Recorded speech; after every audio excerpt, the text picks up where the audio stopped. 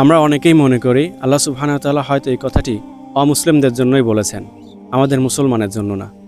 অথচ আল্লাহ তাআলা বলতেছেন যে ইয়া আইয়ুহাল্লাযীনা আমানুত্তাকুল্লাহ হাক্কা তুকাতিহি ওয়া লা তামুতুন্না ইল্লা ওয়া আনতুম মুসলিমুন।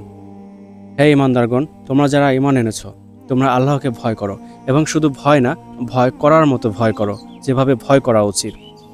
এবং তোমরা মুসলমান না হয়ে মৃত্যুবরণ করো না।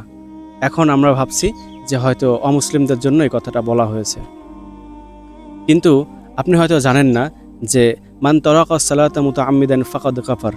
যে ব্যক্তি সালাত ত্যাগ করলো সে কুফরি করলো। আপনি যদি সালাত ত্যাগ করেন, যখন ফজরের নামাজ পড়লেন না, তখন জোহর পর্যন্ত আপনি অস্বীকারী, অর্থাৎ কুফরি করলেন। এবং জোহর পর্যন্ত আপনার সময় আছে, আপনি যদি জোহর নামাজ পড়ে ফেলেন তাহলে আপনি মুসলমান হয়ে গেলেন।